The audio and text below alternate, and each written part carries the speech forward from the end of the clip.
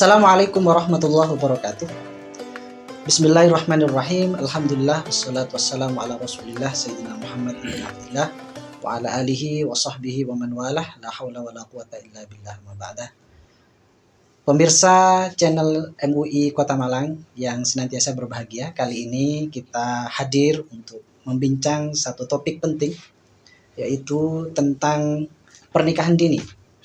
Hal ini berangkat dari fenomena pernikahan dini yang semakin marak di Kota Malang dan di kota-kota yang lainnya, sehingga kemudian MUI Kota Malang melalui Komisi Fatwa MUI Kota Malang kali ini akan membuat satu dialog sebagai bentuk informasi dan penyuluhan dan arahan kepada pemirsa yang ada di Kota Malang agar dapat dijadikan sebagai bahan renungan dan bahan pengetahuan untuk menyikapi fenomena pernikahan dini pada kesempatan kali ini.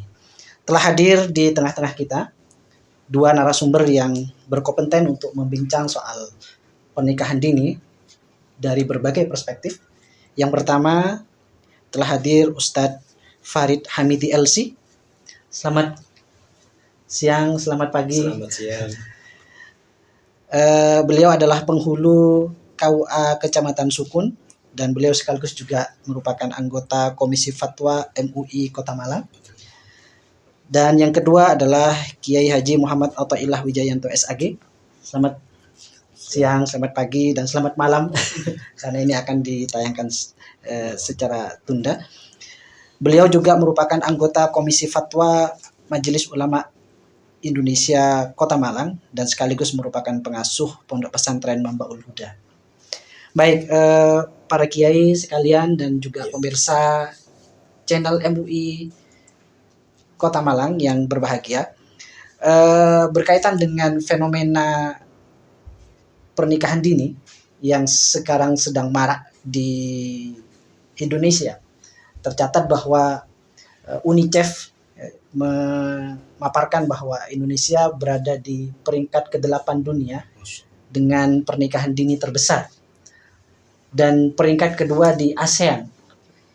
Barangkali untuk narasumber yang pertama, yaitu Ustadz Farid Hamidi LC, bagaimana sesungguhnya data konkret khususnya di Kota Malang terkait dengan praktek pernikahan dini dan juga sesungguhnya seperti apa fenomena itu terjadi dan apa sesungguhnya faktor-faktor yang melatar belakangi para generasi muda Gen Z hari ini melakukan pernikahan dini. Baik, monggo Ustaz. Ya, baik. Bismillahirrahmanirrahim. Assalamualaikum warahmatullahi wabarakatuh. Waalaikumsalam. Alhamdulillah. Wassalatu wassalamu ala Rasulillah wa ala alihi washabbihi wa man wala. Pemirsa podcast MUI Kota Malang, hafidzakumullah. Tentang pernikahan dini, sesungguhnya pemerintah dengan undang-undang sudah mengatur sedemikian rupa ya regulasi batas usia pernikahan. Yang pertama waktu itu diatur di Undang-Undang Nomor 1 Tahun 74 Pasal 7 Ayat 1 bahwa pernikahan diizinkan di Undang-Undang Nomor 1 Tahun 74 untuk yang wanita usia 16 dan untuk yang laki-laki usia 19. Tapi kemudian direvisi di Undang-Undang Nomor 16 Tahun 2019 di Pasal 7 Ayat 1 perkawinan hanya diizinkan jika pria dan wanita sudah mencapai usia 19 tahun. Jadi di Undang-Undang Nomor 1 74 itu 16, 19 dan Undang-Undang Nomor 16 tahun 2019 itu sama-sama 19-nya. Sama-sama 19. Nah, maka usia 19 itu regulasi dari pemerintah, dan ketika ada yang nikah di bawah usia 19, baik pria ataupun wanita, maka masuk dalam kategori pernikahan dini. Dan pernikahan dini yang disebutkan dan marak terjadi tadi sampai disebutkan Indonesia termasuk yang tertinggi ya.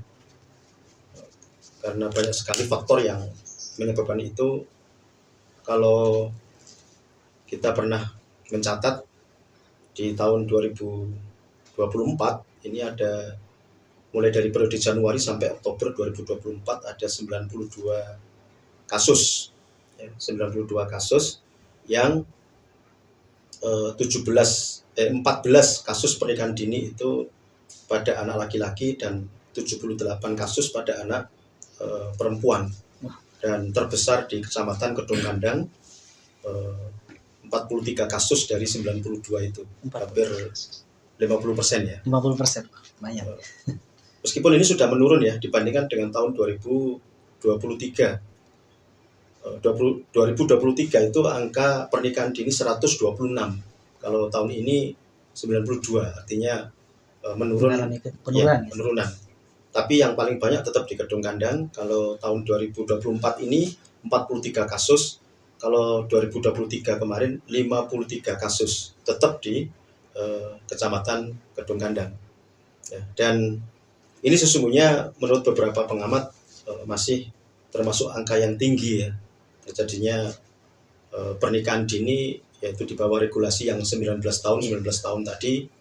Tetapi ya inilah fakta yang terjadi gitu ya. Dan dari banyaknya kasus yang ada itu, dari Kementerian Agama menyebutkan penyebab terbanyaknya karena faktor MBA, married by accident. Jadi usia sebelum 19 tahun, terutama kan wanita tadi terbanyak ya, kemudian minta untuk nikah, tapi karena belum 19 tahun akhirnya kan kemudian harus mengajukan dispen pernikahan ke pengadilan agama. Dan tentu pengadilan agama tidak begitu mudah untuk meloloskan permohonan dispensasi itu, kecuali dengan berbagai bukti-bukti pendukung ya.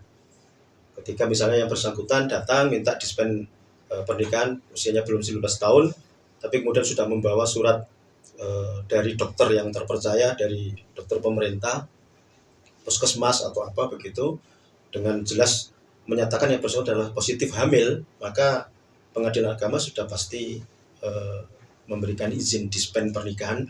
Dan dari bekal itulah, dari keputusan pengadilan agama itu kemudian dilampirkan di berkas-berkas pernikahan, maka KUA nggak boleh menolak, jadi harus mengabulkan permohonan untuk pernikahan dini itu. Nah, ada beberapa yang juga selain karena faktor hamil sebelum nikah atau MBA itu, ada kecelakaan ya. Ada juga karena faktor sudah terlanjur pacaran ya sebelumnya, dan kalau bahasa Jawanya sudah runcang, runcung, ngalor, ngidur, ngetan, ngulon, nggak karuan itu, akhirnya orang tuanya khawatir, sehingga akhirnya orang tuanya lah yang kemudian membawa ke KUA. Anaknya kadang-kadang belum siap sesungguhnya, tetapi karena orang tuanya khawatir nanti jangan-jangan ada sesuatu yang dikhawatirkan, misalnya hamil, misalnya macam-macam, lalu akhirnya orang tua yang kemudian membawa ke KUA, lalu kemudian kita berikan penolakan untuk dibawa ke pengadilan untuk dispensasi pernikahan atau perkawinan itu. Ada juga yang karena ya faktor tadi dijodohkan ya, jadi mohon maaf untuk etnis tertentu itu kadang-kadang usia masih ada yang sampai baru SD, SMP itu sudah dijodohkan, dan ketika karena tidak melanjutkan sekolah, misalnya usia SMP, SMA sudah nikah, sudah bekerja misalnya, ketika sudah bekerja itu dianggap sudah memiliki kemampuan untuk menikah, akhirnya kemudian sama-sama datang ke KUA untuk langsung dinikahkan, apalagi memang yang bersangkutan sudah sama senangnya kan gitu ya, apalagi sudah cinta sekonyong koder gitu.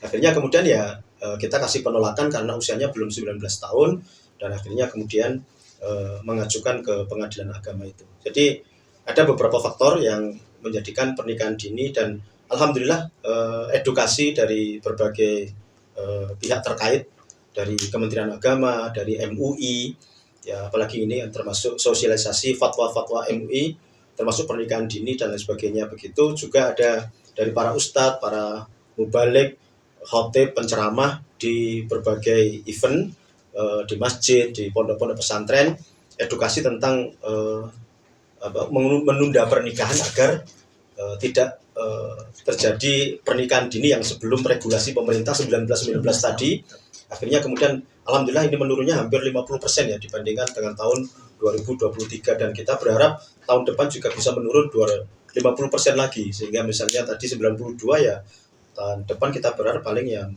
atau 30-an lah dan lain sebagainya. Apalagi sudah semakin canggihnya begini, karena dampak dari pernikahan dini sangat luar biasa ya, terutama secara agama tadi, secara emosional, secara mental. Kan nikah itu kan tidak sekedar ketemu langsung, tapi kan ada banyak variabel, ada banyak sekali syarat-syarat yang harus terpenuhi, apalagi setelah pernikahan nanti bagaimana menjadi suami yang baik, memberi nafkah lahir batin, dan membimbing istrinya kepada surga, khususnya ke surga. Ini kan butuh banyak persiapan, banyak bekal, dan sang istri juga demikian, ketika menjadi istri harus menjadi istri yang baik, solihah, sehingga suaminya bisa kerja dengan baik, maksimal, tidak ada masalah dalam keluarga, tidak ada KDRT, tidak ada tuan macam-macam. Tapi ketika kemudian seseorang nikah dini di usia yang sangat relatif masih muda, usia 14, rata-rata masih mentalnya belum siap, reproduksinya juga belum siap, macam-macam, dan ketika pernikahan dini dipaksakan biasanya rentan terjadi KDRT, rentan terjadi percekcokan. Misalnya ketika usia 15 nikah dengan usia 16, kadang-kadang karena masih anak-anak ketemu dengan teman-temannya saling pegang-pegangan, saling ya gurau macam-macam, akhirnya kemudian muncul cemburu dari salah satu pasangan, lalu akhirnya kemudian tukaran macam-macam, dan akhirnya terjadi perceraian dan lain sebagainya. Banyaklah faktor yang sehingga dari pernikahan dini nanti akan kita singgung lagi dengan maraknya perceraian. Pernikahan dini sangat rentan dengan terjadinya perceraian. Selain rumah tangga yang tidak harmonis, rumah tangga yang tidak sakinah mawaddah warahmah, tidak bisa menciptakan rumahku surgaku, maka terjadi rentan perceraian sangat tinggi sekali. Mungkin itu ya mukadimah pembukaan dari saya. Monggo. Ya. Berarti kesimpulannya bahwa yang dimaksud dengan pernikahan dini itu adalah pernikahan yang dilakukan oleh kedua insan, laki-laki dan perempuan, yang di bawah 19 tahun sesuai dengan regulasi Undang-Undang Nomor 16 tahun 2019. Betul.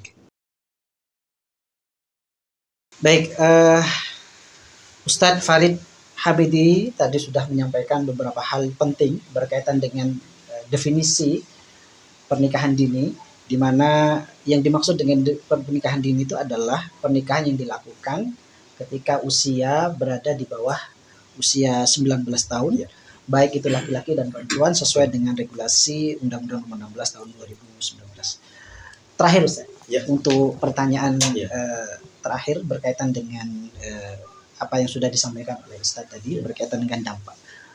Berarti yang bertanggung jawab sesungguhnya untuk merubah mindset, untuk mengurangi, meminimalisir tentang fenomena pernikahan dini ini sesungguhnya semua pihak. Ya, betul. Harus ada kerjasama semua, ya mulai dari orang tua sendiri ya. Yang bersangkutan juga dipahamkan dulu juga. Baik yang pria ataupun wanita, kalau memahami, insya Allah tidak mungkin akan melakukan pernikahan di bawah umur atau pernikahan dini tadi. Kalau memahami ya tentang dampak-dampaknya dan sebagainya. Terus juga orang tua, terus juga mungkin guru, terus juga tokoh masyarakat, tokoh agama, terus ustadz, mubaligh dan lain sebagainya. Ini harus semakin sering memberikan sosialisasi ya, dan ya, alhamdulillah dampaknya signifikan lah.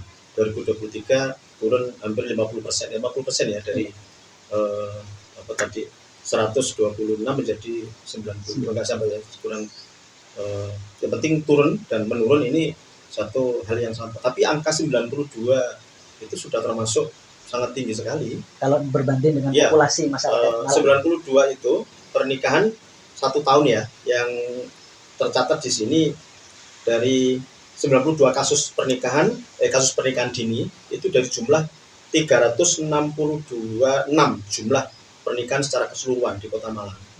92 yang pernikahan dini dari 3.626 yang ada, tetapi ini terlalu tinggi menurut perhitungan dan pandangan dari beberapa tokoh yang ini akhirnya menjadikan banyak rumah tangga yang bermasalah tadi itu, dan akhirnya ya ini menjadi masalah ke depan masyarakat yang kurang begitu harmonis dan baik dan seterusnya, apalagi kalau kemudian melahirkan anak keturunan yang belum siap semuanya karena orang tuanya yang seperti itu, sehingga akhirnya ya dampak negatifnya meluas gitu ya untuk diri, keluarga, masyarakat, terus generasi berikutnya dan seterusnya itu.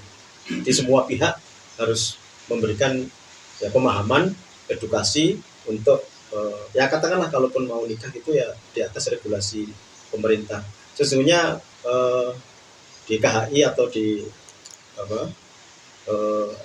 kompilasi itu hukum Islam itu kita dianjurkan untuk di atas 21 ya, dan insya Allah atas 21 itu seseorang sudah sangat cakap, siap mental, siap semuanya lah insya Allah, siap reproduksi macam-macam dan siap untuk membawa keluarga itu tadi menjadi lebih baik, harmonis, sakinah, mawaddah warahmah dan lain sebagainya. Maka sesungguhnya 19 itu ketika mengajukan pernikahan ke KUA misalnya, itu masih ada harus surat izin dari orang tua, baik bapak ataupun ibu. Kalau di atas 21 tanpa perlu ada surat izin dari orang tua, ada berkas khusus untuk itu. Surat persetujuan mempelai suami istri, terus surat izin dari orang tua itu ketika usianya di bawah 21 tapi di atas 19. Ya, kalau di bawah 19 harus ada izin dari pengadilan agama tadi, dispensasi pernikahan dari PA itu. Insya Allah seperti itu. Baik, pemirsa channel MUI Kota Malang yang berbahagia dimanapun Anda berada, sangat menarik perbincangan kita terkait dengan pernikahan dini pada kesempatan kali ini. Tetapi bagaimana sesungguhnya batasan usia di dalam perspektif Islam sesungguhnya mengatur tentang hal itu berkaitan dengan pernikahan dini ini, mengingat bahwa data yang disampaikan oleh Ustadz Farid tadi bahwa ternyata pernikahan dini ini sangat besar sekali menyumbang angka perceraian. Ya. Telah hadir juga di podcast kita Kiai Haji Muhammad Athoillah Wijayanto yang akan memberikan pandangannya dalam perspektif hukum Islam berkaitan dengan bagaimana sesungguhnya batasan usia menikah, relevansinya dengan pernikahan ini. Monggo Ustaz. Assalamualaikum warahmatullahi wabarakatuh. Waalaikumsalam. Terima kasih waktu yang telah diberikan oleh beliau yang memandu acara kita pada siang hari ini. Sebagaimana yang sudah disampaikan, kalau kita kemudian batasannya adalah kita berbicara tentang fikih ansih, sebatas fikih, memang tidak sejauh yang kemudian disampaikan oleh Ustadz Farid Hamidi. Tapi yang sampaikan ini penting, karena itu sudah terjadi berkali-kali dan itu kemudian menjadi satu catatan-catatan penting. Makanya di dalam kita memahami fikih itu memang bukan sekedar kita memahami, tetapi harus ada hikmatu tasyri' wa falsafatun.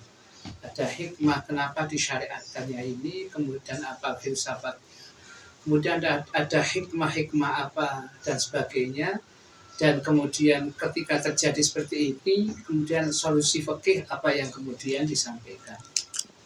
Kita awali dari ungkapan yang ada di dalam kitab Al-Yaqutun Nafis. Di dalam ungkapan kitab Al-Yaqutun Nafis, di dalam ungkapan bab nikah ini, seseorang atau pernikahan itu akan sah apabila kemudian rukun-rukun nikahnya terpenuhi. Ada ungkapannya dalam ungkapan kitab ini, arkanun nikah khamsatun. Rukun-rukun nikah itu ada 5. Yang pertama zaujun, sosok seorang suami.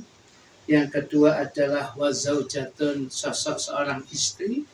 Kemudian wali yang menikahkan. Kemudian yang keempat syahidani, 2 orang saksi. Yang kelima sirat, yaitu ijab qabul. Kita langsung bahas saja berkaitan dengan zauj dan zaujah. Lebih-lebih kita bahas tentang zaujah dulu. Kalau kemudian kita lihat di dalam ungkapan fikih ini, ya, bahwasanya syurutu zaujah arba'atun. Syarat-syaratnya untuk seorang istri yang sah kemudian menikah itu ada 4. Yang pertama adamul ihram. Dia tidak sedang ihram haji atau umrah. Itu. Yang kedua, wa ta'yin, jelas yang dinikahi ini siapa. namanya, kemudian orangnya, kemudian jelas. Kemudian yang ketiga, al-khulu minan nikah. Dia tidak sedang diikat oleh pernikahan yang lain, bukan istrinya orang. Ya, sehingga nanti panjang, Ustaz Farid juga tahu bahwasanya kemudian seorang istri yang suaminya az-zaujul mafqud, Ya. suaminya ini hilang. Itu tidak begitu kemudian 1 tahun, 2 tahun hilang, gak ada kabar, langsung kemudian dianggap tidak ada. Itu pun harus melewat proses peradilan yang sah. Baik. Pengadilan itu, pengadilan pun minimal kemudian ada kisi-kisinya. Ya. Ya, tetapi kalau kemudian masih dimungkinkan suami masih hidup, ini pengadilan pun kemudian berat langsung mengabulkan. Suruh bahasanya Ustaz Farid tadi, nunggu dulu. Ya, ini Bersabar. iya bersabar. Sampai kalau di dalam kitab fikih kita ini, fikih mazhab Syafi'i itu, bersabar kira-kira sampai kapan? Ya sampai kira-kira seorang laki-laki itu umumnya hidup kapan? Ya itu. Ya, kecuali yakin ya ada bukti bahwasanya sang suami mafqud itu memang meninggal, dari situ kemudian dia ditentukan kemudian iddahnya, baru habis iddah boleh menikah dengan yang lain. Kalau tidak boleh. Ini saking hati-hatinya. Nah, kemudian ya dan ini kemudian dikatakan wa min iddati ghairil khatib. Nah, dia tidak sedang dikhitbah oleh yang lain. Dan yang keempat wa kaunuha unsa yakinan. Yang dinikah zaujah itu benar-benar 100% perempuan. Ya, kejadian kan pernah ya. Ternyata laki dengan laki ya. Hanya itu semuanya dalam fikih kalau begitu sudah nggak sah langsung yang dinaikkan. Nah, kalau kita lihat kemudian yang laki-laki pun tidak jauh beda seperti itu, nggak ada batasan umur yang demikian ini. Ya, tetapi kemudian tanpa batasan umur itu bukan berarti kemudian seseorang itu kemudian menikah kapanpun saja boleh. Memang semuanya itu ya di dalam jual beli saja. Nikah kan tidak jauh daripada yang ada akad. Ini syaratnya, syarat jual beli aja mukallaf. Dia harus sudah balik. Ya. Dan nikah pun idealnya adalah orang yang mengerti, apalagi sebagai kepala keluarga, dia kemudian harus benar-benar kemudian bisa menjadi suri teladan bagi istri dan putra-putrinya nantinya. Ya, saya sepakat apa yang dikatakan oleh Ustaz Farid Hamidi tadi. Ya, kalau usia-usia memang katakanlah laki-lakinya ya, kalau kemudian masih usia sekolah, bukan kita tidak mengatakan laki-laki itu tidak siap. Siapapun kalau sudah terdesak, dia akan berusaha untuk siap. Tapi kita berusaha bahwasannya pernikahan itu memang ada batas rasyidnya, orang itu berpikir panjangnya, rasyidnya kapan. Kalau di dalam orang yang boleh kemudian seorang anak yatim yang boleh diberikan hartanya, dia rasyidnya sudah layak enggak dia memegang uang harta setelah dia sekian lama ditinggalkan oleh ayahnya. Ini ada semacam ini ujian-ujiannya, pantas enggaknya. Itu ada umur-umurnya tertentu. Nah, kalau kemudian regulasi pemerintah diawali dari 18 atau 19 kemudian 21, saya kira itu sudah mulai penelitian yang berkali-kali yang dilakukan pemerintah. Itu mungkin inilah usia yang tepat adalah usia yang 21, usia yang 19 dan sebagainya. Itu yang memang batas minimal seseorang itu bisa berpikir panjang. Dan pernikahan itu idealnya bukan sekedar menikah, tapi seorang ayah harus bisa membawa istrinya, putra-putrinya mendapatkan kenikmatan akhirat. Ya, jadi dalam pernikahan itu saya sering dengan Ustaz Farid gabung di dalam sebuah pernikahan. Bahasanya menikah itu mencari kebahagiaan dengan istri itu bukan sehidup semati, sehidup sesurga. Nah, itu. Jadi sehidup sesurga. Artinya kita harus bisa membimbing istri kita, putra-putri kita untuk mendapatkan surganya Allah. Nah, bisa untuk mendapatkan itu, sosok ini yang baik istri lebih-lebih suami, kuncinya harus edukasi. Kuncinya harus edukasi. Dan supaya kemudian bisa edukasi, dia harus kemudian tahu yang pantas, kemudian bagaimana, ya. Kemudian dalam edukasi ini idealnya juga melibatkan segala ahli. Artinya orang itu biasanya kalau kena kulit usia begini gampang ngamukan dan sebagainya, gampang temperamen. Nah, usia begini biasanya sudah matang, tenang, mengatasi masalah itu biasanya tenang. Ini pun juga menjadi catatan. Kalau bahasa fikih begini saja, memang fikih tidak membatasi. Dalam kitab-kitab fikih itu yang kecil yang lebih tadi, ya pernah yang Sayyidina Umar bin Khattab aja menikah dengan cucunya Nabi, ya itu lebih usianya masih mungkin di bawah 10 tahun itu, ya sekalipun masih sebatas menikah, ya. Tetapi artinya begitu itu semuanya memang kembali kepada situasi dan kondisi. Mungkin di zaman itu ya umur sekian sudah matang, ya sudah memang siap gitu. Sedangkan sekarang usia belum tentu siap situasi kondisi. Jadi memang fikih memang tetap harus kita terapkan sesuai dengan apa yang kita yakini dalam mazhab Syafi'i kalau kita, dan kemudian hikmah-hikmah tertentu, ya kemudian maqasid syariah tertentu memang harus kemudian kita terapkan supaya hasilnya betul-betul maksimal. Pernikahan itu memang sebuah solusi untuk mencari kebahagiaan. Itu bahagian kita yang seperti itu. Nah, seperti itu. Baik, berarti kesimpulannya bahwa walaupun memang di dalam kajian fikih memang tidak memberikan batasan umur terkait dengan pernikahan, tetapi harus juga disesuaikan dengan situasi dan kondisi, begitu ya.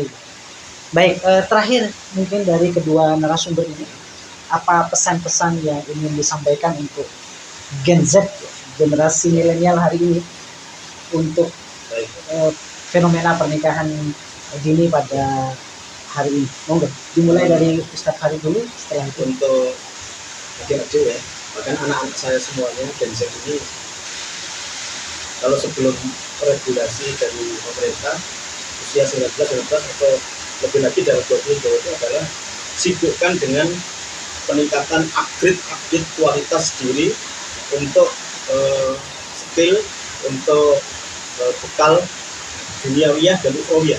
Tingkatkan itu dulu, matangkan itu dulu, mapankan semuanya. Jadi mapan dari sisi finansial, ya, itu ditunda nanti dengan sisi mental, spiritual, dan intelektual, emosional, dan sebagainya. Itu diasah dulu. Ya, kalaupun mungkin sudah senang dengan seorang wanita, misalnya kalau laki-laki atau kebalikannya begitu, ya sabar dulu. Jangan khawatir. Sesungguhnya yang namanya takdir itu kan kata Allah maqadiral khalaqi qabla ayyakhlaqas samawati wal ardh bi khamsina fasana. Jadi 50.000 tahun sebelum Allah menciptakan langit dan bumi itu Allah sudah menentukan takdir kita masing-masing. Jangan khawatir nanti nggak kebagian jodoh. Jangan khawatir nanti nggak kebagian suami atau istri, bahkan berlebih lah insya Allah gitu. Yang laki-laki bahkan 4/1 misalnya, yang akhwat pun juga demikian insya Allah. Saya punya tetangga juga lulus SD ya bisa nikah anaknya 11. Jadi jangan khawatir lah insya Allah. Yang penting sekarang itu tingkatkan kualitas.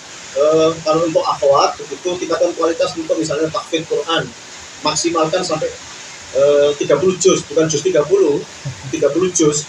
Untuk nanti ini bisa memperbaiki keturunan yang jauh lebih baik, berkualitas, rabbani, Qur'ani, dan lain sebagainya. Untuk yang ikhwan, ya tunggulah. Misalnya sesungguhnya di beberapa kasus yang datang ke KUA itu ketika usianya kurang dari 19 itu kita minta untuk misalnya kurang 2 bulan, 3 bulan, 4 bulan itu sabar dulu mas, sabar dulu mbak, tunggulah. 3 bulan itu nggak lama kan. Sibukkan dengan kursus yang 3 bulan itu, misalnya memperbaiki kualitas bahasa Inggris, kursus di Pare, Kediri, berapa bulan itu, nanti pulang dari sana selesai nikah gitu. Jadi biar nggak terpikir untuk nikah aja, sibukkan dulu, dan alhamdulillah itu sukses. Artinya usia 19 lebih 2 hari begitu datang lagi ke kantor. Nah itu baru kemudian kita izinkan. Dan Jadi itu bisa bahasa Inggris. itu bisa bahasa Inggris. Hikmahnya kan begitu. Kalau tadi misalnya maksa nikah nggak bisa bahasa Inggris, setelah kemudian pulang dari tarik pinter bahasa Inggris. Nah, itu kan luar biasa untuk kedepannya dan sebagainya. Insya Allah seperti itu, Mas. Baik, luar biasa sekali pesan yang disampaikan oleh Ustaz Farid Hamidi. Monggo Kiai Athaillah. Baik, sesungguhnya sebuah kebahagiaan berumah tangga itu diawali dari sosok seorang laki-laki yang ahli takwa. Itu memang orang yang matang. Dalam ungkapan kitab Ihya itu, juz yang kedua kitab nikah, itu ada ungkapan begini. Ada seorang laki-laki datang kepada Imam Hasan Al-Basri. Dia mengatakan, Imam, putri saya ini diminta oleh beberapa laki-laki. Ya, kepada siapa saya harus menikahkan? Jawabannya Imam cukup singkat, mimman yattaqillah. Kawinkan putri Anda dengan orang yang ahli takwa. Loh, kenapa kemudian harus dengan orang yang ahli takwa? Dia masih tanya lagi. Jawabannya yang di akhir ini, dia mengatakan, in ahabbaha akramaha wa in abghadaha lam yadlimha. Sosok seorang suami yang matang dengan usia, dengan ketakwaan, dengan ilmu dan ilmu yang disampaikan Safari tadi, dia menjadi sosok laki-laki yang matang, lebih-lebih dia yang ahli takwa. Ketika dia cinta kepada seorang istri, kepada seorang istrinya, kepada kepada seorang perempuan, dan kemudian menjadi istrinya, dia akan bisa memuliakan dunia dan akhiratnya. Wa in abghadaha, suatu saat dia nggak suka istrinya, lam yadlimha, sama sekali dia tidak akan berbuat kezaliman kepada perempuan yang demikian ini. Itu, dan bisa yang seperti itu apabila kemudian dia orang-orang yang sudah diedukasi, banyak ilmunya, dia kemudian orang-orang yang senantiasa ahli ilmu. Oleh karena itu, ahli ilmu itu dengan dia meningkatkan kualitas keilmuannya, kemudian kebahagiaan itu akan semakin sempurna kalau kemudian diikuti oleh wanita yang sholihah. Nah, sebab ada ungkapan al-ummu madrasatun, ibu adalah merupakan madrasah yang pertama bagi putra-putrinya. Bagaimana anaknya hebat dan tidaknya, lihat ibunya. Ya, jadi siapa Imam Syafi'i, lihat ibunya Imam Syafi'i. Siapa kemudian Imam Bukhari, lihat perjuangan ibunya Imam Bukhari. Umumnya orang-orang besar, di belakangnya ada perempuan-perempuan yang hebat. Bagaimana bisa mendapatkan yang hebat ini? Diawali dengan suami-suami yang hebat terlebih dahulu. Baik, luar biasa apa yang sudah dipesankan oleh guru-guru mulia kita. Pemirsa MUI, channel MUI TV yang senantiasa berbahagia. Demikianlah dialog singkat bersama dengan kedua narasumber kita pada kesempatan kali ini. Semoga ini bisa menjadi edukasi dan bisa menjadi bahan renungan kita bersama menyikapi maraknya fenomena pernikahan dini di lingkungan kita. Demikian, saya Mahbub Ain Rafiq. Saya akhiri. Assalamualaikum warahmatullahi wabarakatuh. Waalaikumsalam.